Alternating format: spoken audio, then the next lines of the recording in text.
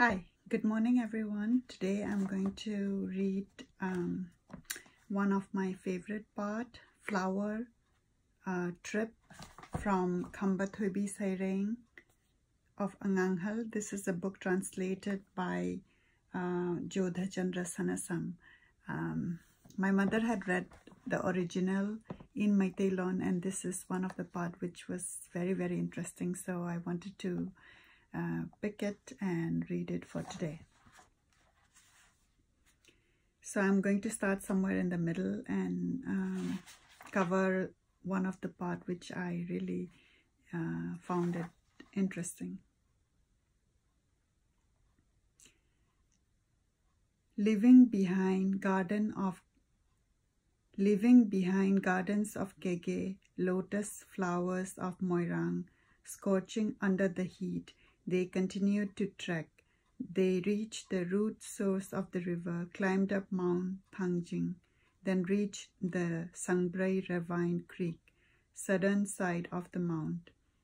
Plants, flowers that are fond of foothills and higher level, common broom reeds with tipped tufts, Nungarai creeper flowers, Nongban, Kongyan lei flowers, several other kinds of many variety of flowers blossom the whole facet of the mount slope. From there, Kongyanba took the lead in front. Khamba exclaimed, "These flowers blossoming so beautiful," Nongban answered. "It's their season, so they bloom. Worry not," Khamba commented. "Itao, all these flowers, even if 50 men pluck, they will not end. Let's pluck from here itself," Nongban said. "My father created them all. Now it is mine, flower abode of Angoms. I pluck every year from here. This year they rather have not bloomed as much. Last year it bloomed so much more, Itao." Khamba was taken aback a little with Nongban's words. However, Khamba pleaded, "Then Itao Ibungo, allow me to pluck too from here, all the ones beautiful you pluck. For me let them be ugly even. If the Lord King of Moirang asks, I will say I am not apt to as I am new. What say you, Itao?" Nongban bragged. "No, Itao, it won't work that way. They, the royal family, know it. This Angom flower abode, later on in time, they will object that the flowers look the same. These are some flowers specific, even their names, Nongban Kongyan lei flowers. My father named them, so Khamba, it's not allowed for you." These words upset Kuman Nongyai to the highest limit. He did not talk further. Nongban now thought of a game plan. "In the bush I'll send him. Let the tiger's jaw penetrate deep into Khamba's flesh. Let it perish him." So said he, Nongban. "Itao, worry not. Kuman flower abode is there too. I heard uncle your father, victor of battles, great powerful, created at an isolated spot at much a higher level. Itao, you go there." With words like this, Nongyai breathed a sigh of relief. Then Nongban pointed with his finger. "Out there you see, climb up that slope." Straightforward, Khamba believed in what his friend said. He climbed up Thangjing Mount. He followed the track left by woodcutters, firewood seeker, to find the spot. After crossing many a hill stream, the track vanished. Kuman was at deep distress. "I lost the track. What do I do?" The day was getting late by that hour. Khamba contemplated remorseful. "Father Paragon, so strong you were. At a distance so high up, you made your flower abode. You should have your descendants of future progeny. You forgot. My peer Nongban got enough flowers already. Your timid son is going to be in shame. What to do? How to retreat in front of this land of Kege that I did not find flowers at all?" He begged his late father mother for the flower abode. Night it was not, yet it became dark, like in a weird dream. Khamba thought, maybe I kept looking on the ground. I didn't look for the track. Now I lost the track. All around he looked. He caught sight of a hill tribe old woman there, not that far. She was trudging with a walking stick. Amazed Khamba was, he doubted. Strange a place this is, an old woman walking here, so weird. Is she a deity or an earthly person? Should I fear? If a deity, she should not respond, he thought. Let me see, let me call her, he decided. There, mother, who walks there? I know not the correct path. Is this right for this area? Yes, Ibungo, you are right. Come along, replied the stranger. Khamba got relief. Not a deity, she can't be. My distress will be over. He asked further, Mother, where are you? Mother, where from are you? Where are you heading for? Answered she. Ibungo, my son, me from Mantak tribal village, me on my way to Moirang. How about you? Where from you? Where are you heading for? And your purpose, what is it for? Khamba said, I too am a Moirang native. Then don't leave me, she said. Come, let's go together to Moirang. Mother, I came here to pluck flowers. Something may I ask? Say some friends of mine, a flower abode, one Puremba, left on this Thangjing Mount. I was searching for it, but I couldn't find. Mother, an old lady you are, do you happen to have seen or heard? Tired, I am to find the unknown. Tell me, if you know it, besought Kuman. Ah, Ibungo, my son, are you Brother Paragon Puremba's son? You must be. Lovely, you look alike. I knew him, flower abode too. I know. Come, mother will locate it for you. Why worry? Said the old woman as she kept gazing at him constant. Gratified Kuman was with those words, but wondered he must, because might try hard he to reach beside the old woman, taking long stride. He could never get near.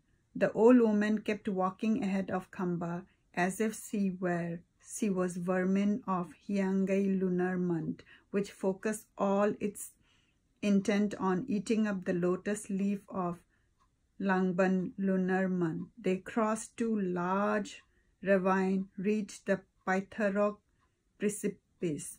The old woman cried, Son, look, here it is, and she vanished. Kuman looked around, found not the companion woman. On the back slope of the gorge grew a tall, straight namu tree, Uningthau, its trunk large, straight, dominating all over with its bushy leaves. Searched Kuman inside all the thickets, parting the tall grass and weeds, but found no flowers at all. The old woman seen no more. The area far away, no flowers found, fell Nongyai Kuman in trouble again.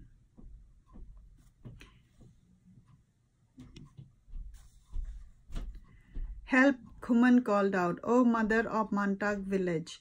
He repeated his calls, but came no response.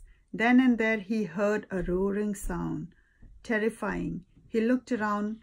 What it was? It was the rapid surge of a massive wind, which Thangzin had kept for it to settle at Kwakta's pier, with a purpose to help Kuman during the events of his life dramas. Like a tempest, the wind of 5 kinds squalled on the steep, seemingly to sweep away the Thangjing range. Rushed Kuman beneath the big tree to take shelter, sat down at the foothill, continued the wind to sweep. Looked up he, lest the branches will shatter down and he saw some reddish red coloration which the green leaves covered. Soon again, Kuman did not think much of it. As the wind blew, fragrance of flowers stung in Kuman's nose. All around looked up he to locate the source of the flower. And now he saw orchids blossoming plenty all over the tree branches above. Nongyai was gratified that he found the flowers at last. The winds has deadened. Decided he to climb up the huge tree. Too big the tree trunk was, started he to look for some means. Saw he seemingly pre-carved steps, several on the trunk. He dug out some earth, placed the broad leaf of kickloi over. Then placed he his wrap foot, covered it with a slab of stone, his dagger. Kuman left stuck in earth, upright on the ground. Prayed he to the tree, "You tree are my father, as you were a friend to him. Put me on your back for me to ride on." His hand touched it, then touched his brow as a mark of respect, and he began to climb. When he reached midway, sweat poured out to wet him entire. So tall was the tree, as he looked down, the big stone scattered at its foot appeared to him as small as fingernail. At the tree's foot, he saw the old woman. Kuman called her, "Mother, where have you been? You responded not when I called you many times." "Ibungo, I went to the mountain stream to drink water." "My son, go higher, climb, pluck flowers. I brought some sweet fig hayits for you. Eat when you come down." The hayits he put on the foot of the tree. "I will do that, mother," he said. Climbed up to reach the fork arm of the tree. Started to pluck the flowers. "My son, if they flower fall on this stone, their texture will pulp. Let me stretch my robe. You drop on it." Said see, varieties of flowers he plucked: golden, yellow, dendrobium, congumele, blue, vanda, quackley, white dendrobium, yerumley, and many kinds of orchids, which he never saw before.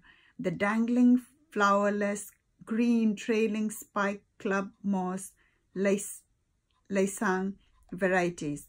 He rooted out whole plants, dropped them on the cloth. Completed he the flower plucking part of his mission. The tribal old woman said, "These flowers have been blooming since the days of your father. Blossom they every season. One cannot pluck them and offer to deity every year. You young men have come today, plucked all. Offer at the feet of the Lord celestial deity." Nongyai accepted. "You are right, mother." Kuman gave offering of flowers to the great Lord deity that every hour of the day reached down to the ground. Kuman, he found not the old woman, the rob eater, and not the hayits fruits. Flowers were there, not a single petal destroyed. The laisang kind with roots he dropped. They fell on the stone. They were there intact, fresh, green. Kuman came to conviction. Not just a simple tribal woman she was. She must be a celestial spirit. He collected the flowers, pulling down a hill bamboo that grew near the stream attached to a tree. A loose basket he made. Partisans too he designed inside the basket. He placed the flowers one after another according to varieties in the spaces made specifically. At the interior layer, he placed the blossoms of urel, At the exterior layer, he placed the blossoms of the Urel Laba, generally disregarded by all. Set off Kuman carrying the flower basket towards his Moirang home. Thangjing Koirel Laima reached Thangjing's home to report that poor orphan Khamba acquired all flower. For Kuman's ally, gods always turn out as his allies. Thangjin Koirel Laima transformed as tribal all women, only to bring Nongyai to the mountain flower abode. So that was the first part of the flower trip. I really love that because it gave me the knowledge about the orchids, where there was reference about Kongumelei, Kwaklei, Yerumlei. So now I'm really inspired to paint those flowers. So I would really encourage you to get this book. It's a great gift that, we have it available and translated in English by Jodha Chandra Sanasam. The book is Khamba Thoibi Saireng of Anganghal. Happy reading. Thank you. Bye-bye. Keep tuning in.